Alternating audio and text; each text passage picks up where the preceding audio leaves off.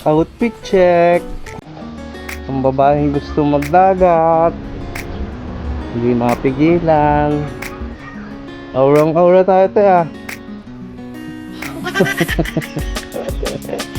Tara na. Tara na. Hoy. Dala mo ba yung internet? Nakala kaya yung mga cellphone mo. Yung bag na ilalagay ko din sa likod.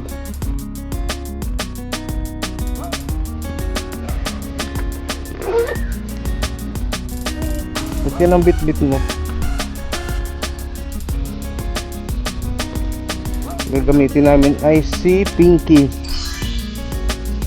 Kasi pangit ang daan dun. Lubak-lubak. Hindi pwede si SG.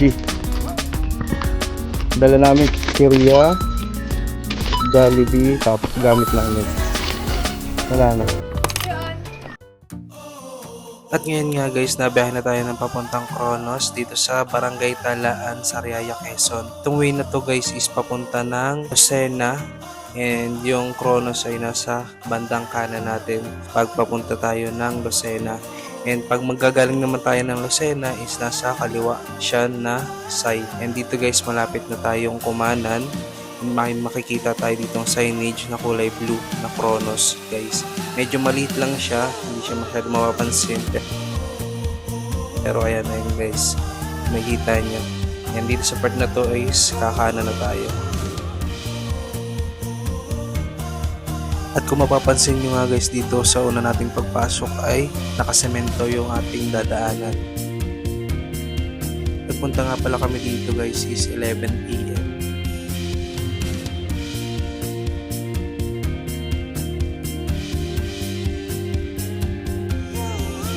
Pagdating na sa part na to ay kakanan ulit tayo, and kung makikita nyo yung daan, medyo hindi maganda, lubak-lubak. At dito nga guys, makikita nyo yung shortcut na dadaanan natin kasi nga yung main road nya is ginagawa. Ayan guys, kakanan ulit tayo dito, and kung makikita nyo, ito yung dadaanan natin. And kung dito natin dadalhin si SG ay baka sumayad lang yung kanyang ilalim. Okay lang sanang dumaan dito is yung mga pick up. Ayan, yung matataas yung clearance ng kanilang sasakyan. Kasi talagang pag sedan yung dadaan dito, talagang possible na sumabit yung ilalim.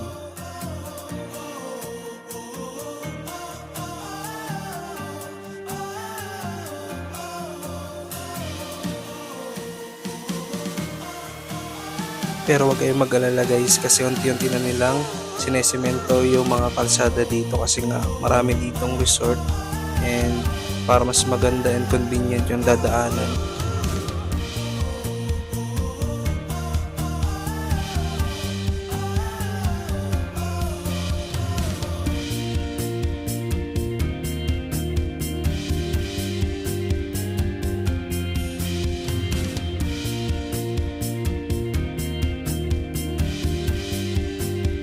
At tulad nga ng sinabi ko kanina guys, may mga part na sementado and may part na mga hindi pa sementado. Kagaya nito guys, sementado na siya, and dito sa part na to, lubak-lubak uli yung ating dadaanan.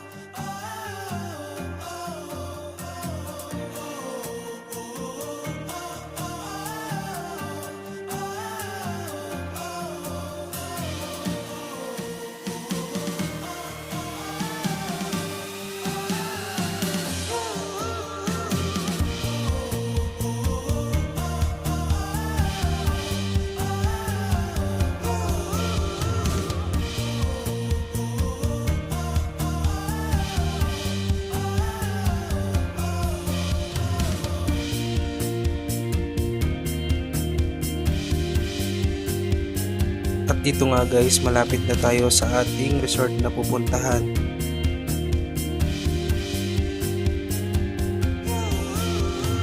At sa wakas nga guys, nakarating na tayo dito sa Kronos, dito sa resort sa may Sariaya, Quezon.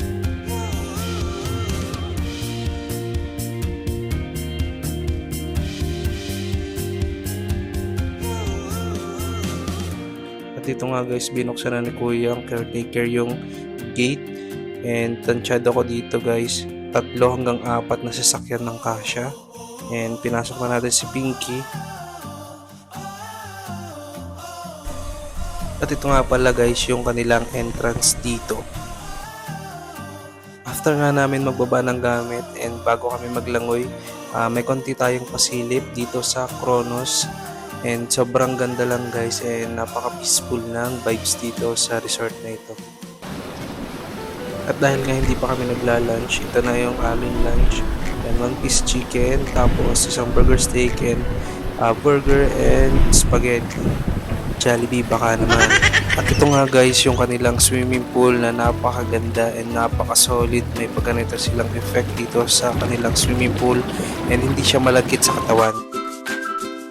The moment of truth guys, and ito nga guys, nag-swimming na kami ni Mahal, and kung makikita nyo, solo namin yung resort dahil nung araw na yan is kami lang yung nakabook ng day tour dito sa resort na ito. And guys, ito ay weekdays nga pala. Magkano nga ba yung entrance dito pag day tour? And ayan guys, ang binayaran lang namin dito is $4.95 ang isa, and plus yung soft drinks na binili namin. And that's all. Para sa iba pang details guys, ilalagay na lang natin yung kanilang FB page dito sa ating screen.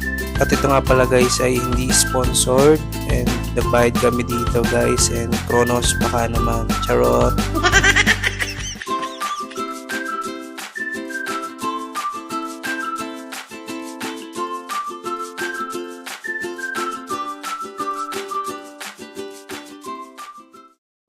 At ito na nga guys ang facility natin dito sa Kronos Hotel and Resort. And ito makikita nyo ang kanilang cashier counter and front desk. And ito nga guys yung kanilang mga orasan ng ibang bansa. And dito guys, ito yung kanilang waiting area and pwede ka magpahinga dito guys.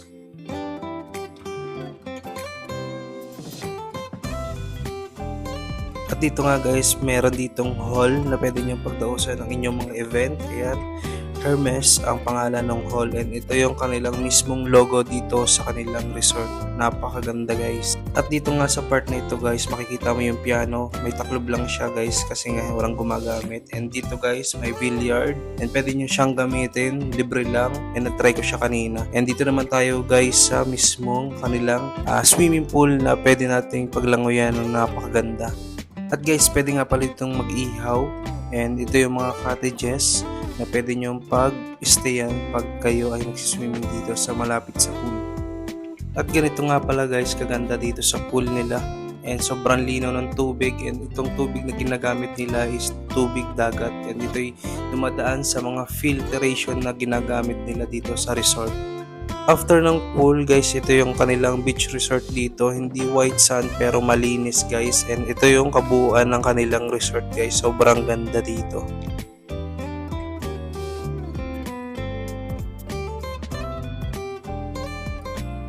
At kompleto nga rin pala sila guys dito sa mga warning signs and paalala sa mga maliligo dito sa pool. At nandito guys yung mga hindi dapat gawin pag ikaw ay nasa pool. At ayan guys, tapos na tayo sa mini tour dito sa Kronos Hotel and Resort dito sa Sariaya, Quezon. And ang masasabi ko lang guys is napakasulit, napakaganda, and napaka-good vibes lang dito sa resort na ito. At ayan guys, hanggang dito na lang. Kung nagustuhan mo ang video na to, please follow, like, and comment, and share. Ingat!